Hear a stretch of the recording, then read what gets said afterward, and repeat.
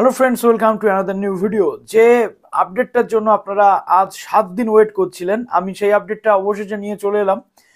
আমাদের রাজ্যে বিএড বিশ্ববিদ্যালয় অর্থাৎ wbuttepa বা বাবাসাহেব আম্বেদকর এডুকেশন ইউনিভার্সিটির এবার একটা নজিরবিহীন সিদ্ধান্ত ছিল, যেটা এর আগে কখনো কোনো স্টেটে হয়নি। 253টা বিএড কলেজকে ইউনিভার্সিটি অ্যাফিলিয়েশন কিন্তু ক্যান্সেল করিয়ে দিয়েছিল, এবং তার সাথে সাথে আমরা দেখেছিলাম যে 25,000 স্টুডেন্টসের সাফারিং, যেটা বারবার বিভিন্ন কলেজের পক্ষ থেকে উঠে আসছে। তার সাথে সাথে 10,000 প্লাস টিচার যারা রয়েছেন, অর্থাৎ সেখানকার অ্যাসিস্ট্যান্ট প্রফেসর, তাদের ক্ষেত্রেও কিন্তু যথেষ্ট প্রবলেম তৈরি হচ্ছিল। এই কলেজগুলো যদি অ্যাফিলিয়েশন নাই থাকে, তাহলে সেখানে কিন্তু অনেক স্টুডেন্টসরা যেমন সাফার করছে, অর্থাৎ নতুন স্টুডেন্টস 25,000 স্টুডেন্টস সেখানে কিন্তু সাফার করবে, 25,300 মতো স্টুডেন্টস সেখানে সাফার করবে। কেননা প্রত্যেকটা কলেজ অ্যাজ পার অ্যাভারেজ যদি আমরা দেখি, প্রত্যেকটা কলেজে 100 করে স্টুডেন্ট থাকে।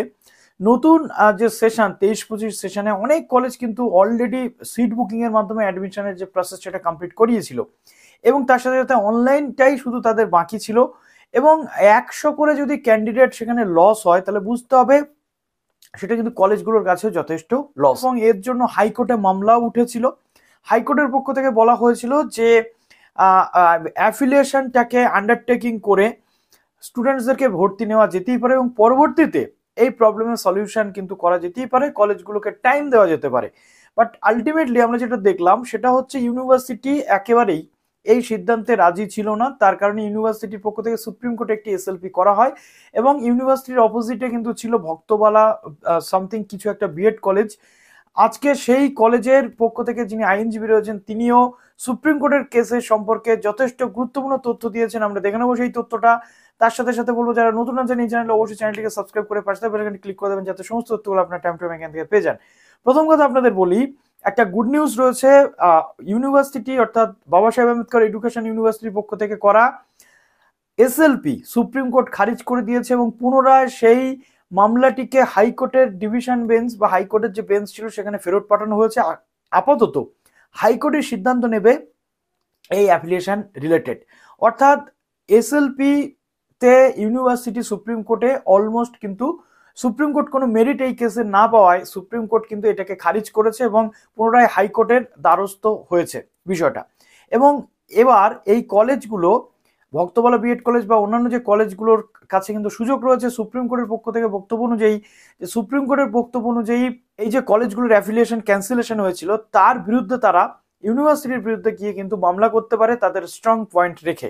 এই জায়গাটা সুপ্রিম কোর্ট খুলে দিয়েছে। তো আশা করব খুব শীঘ্রই একটা সুখবর আমরা পেতে চলেছি, যেহেতু হাইকোর্টে এই মামলা অলরেডি আগে বলা হয়েছিল যে অ্যাডমিশন করানো যেতে পারে।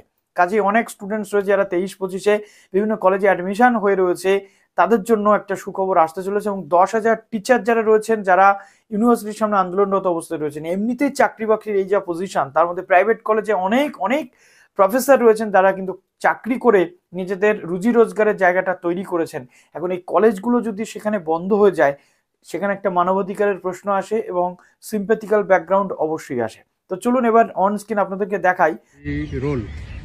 দীর্ঘক্ষণ শুনানি চলার পর এইমাত্র শেষ হলো ভক্তবালা বিএড কলেজ বনাম আদার্সের সুপ্রিম কোর্টের সুপ্রিম জাজমেন্ট। আমাদের পক্ষে ছিলেন আমাদের আইনজীবী, এনসিটি এবং এনসিআরটির প্রখ্যাত আইনজীবী শ্রী অমিতেশ কুমার। কি হয়েছে আমরা জেনে নেব সরাসরি তার কাছ থেকে। হ্যাঁ স্যার, কে হুয়া? Today this case was taken up for final hearing, and after hearing the case, the Honorable Supreme Court has closed the SLP, and the institute has been permitted to challenge the rejection letter, and the Honorable Court has observed that it is not expressing any opinion on the merit. Therefore, now the matter will have to be considered and decided by the Honorable High Court regarding grant of affiliation. The Honorable Supreme Court has not interfered with the order passed by Honorable High Court. थोड़ा हिंदी में बता दीजिए। आज supreme court में भक्तावाला का matter का hearing हुआ, और हियरिंग होने के बाद ऑनरेबल सुप्रीम कोर्ट ने इस एसएलपी को क्लोज कर दिया, और कॉलेज को ये परमिट किया कि वो रिजेक्शन का जो डिसीजन है यूनिवर्सिटी का 9 नवंबर का, उसको वो चैलेंज करे। ऑनरेबल सुप्रीम कोर्ट ने मेरिट के ऊपर कोई भी ओपिनियन नहीं दिया है। अब ये मैटर हाई कोर्ट में ये डिसाइड होगा और ये एसएलपी क्लोज कर दिया गया है। Thank you. তো আমরা দেখলাম সুপ্রিম কোর্টের আইনজীবীর বক্তব্য।